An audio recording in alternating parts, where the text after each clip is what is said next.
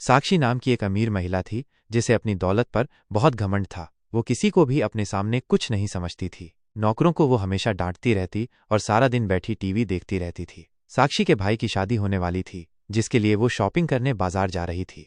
जैसे ही वो बाजार जाने के लिए घर से निकली, सामने उसकी सास बैठी हुई थी। सास ने कहा, अरे इतना सज धज कर कहाँ जा रही हो? कभी अपनी सास से भी पूछ लिया करो, जब देखो झोला उठाकर निकल पड़ती हो। साक्षी ने पलट कर जवाब दिया, आप हमेशा मुझे सबसे ज्यादा खराब समझती हैं। मैं बाजार जा रही हूँ, आपको पता है ना, मेरे भाई की शादी है। सास ने व्यंग्य से कहा, हाँ हाँ मुझे सब पता है, कभी मुझसे भी पूछ लिया करो। साथ चलने के लिए पैसे उड़ाने जा रही हो, साड़ी लेने जा रही हो, सारा दिन तो बैठी बैठी टीवी देखती हो, 3 घंटे में क्या खरीद लोगी? साक्षी को गुस्सा तो आया, लेकिन फिर भी प्यार से बोली, साड़ी खरीदने ही जा रही हूँ माँ जी, अगर आपको चलना है तो चलिए। सास ने मना कर दिया, नहीं नहीं, मुझे घर पर काम है, तुम जाओ। उस शाम साक्षी घर वापस आ गई और अपनी सास को साड़ी दिखाते हुए बोली, ये लीजिए आपकी साड़ी, बहुत ही मुश्किल से मिली है, आपकी उम्र के हिसाब से।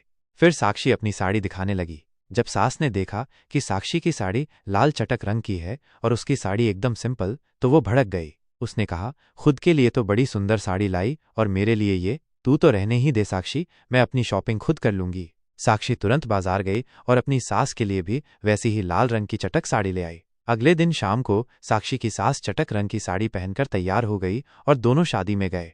शादी में सभी साक्षी की सास का मजाक बनाने लगे, अरे वाह, सफेद बाल में लाल साड़ी। यह सब सुनकर साक्षी की सास बहुत शर्मिंदा हुई और घर वापस आ गई। अगले दिन घर में साक्षी के लिए एक गैर पार्टी का गाउन आया, जिसमें ढेर सारे चमकीले सितारे लगे थे और वो ऑफ शोल्डर था। साक्षी उसे पहनकर तैयार हो रही थी, जिसे उसकी सास ने देख लिया। अगले दिन साक्षी की सास ने भी वैसा ही ड्रेस खरीद लिया। जब साक्षी की सास उस ड्रेस को पहनकर खड़ी भी नहीं हो पा रही थी, तो उसने कमरे से ही साक्षी को आवाज दी, ऐ साक्षी। साक्षी अपनी सास की आवाज सुनकर घबरा गई। वह उनके कमरे में गई और अपनी सास की हालत देखकर हैरान रह गई। फिर उसे जोर से हंसी आ गई। ये देखकर उसकी सास और भी ज्यादा परेशान हो गई। वह मन ही मन सोच रही थी कि किसी भी तरह साक्षी की इस आदत को छुड़वा कर ही रहेगी। तभी साक्षी की सहेली उससे मिलने आ गई। साक्षी ने उसे सारी बात बताई। साक्षी की सहेली ने उसके कान में कुछ कहा, जिसके बाद दोनों एक दूसरे को देखकर मुस्कुरा दी। आज शाम को जब सास वापस आई, तो उसने देखा कि साक्षी एक लंबी सी हील वाली सैंडल पहनकर घूम रही है। साक्षी कभी तेज चलती तो कभी धीरे, कभी कूदती तो कभी बैठती। अगले दिन साक्षी की सास वैसी ही सैंडल ले आई और पहन ली। वो सैंडल पहनकर जैसे ही 2 कदम चली, धड़ाम से गिर पड़ी और चिल्लाने लगी, ओह पौत्र, ओए प्रॉब्लम, मुझे बचाओ।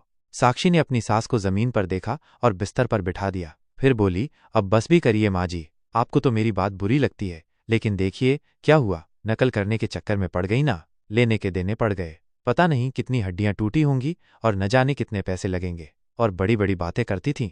सास दर्द से कराहते हुए बोली, अब बहुत हुआ, बहुत दर्द हो रहा है, बस डॉक्टर को बुलाते हैं। मैं अब कभी तेरी नकल नहीं करूंगी। उम्र के हिसाब से पहनावे की शोभा है, यह बात मैं समझ गई हूं।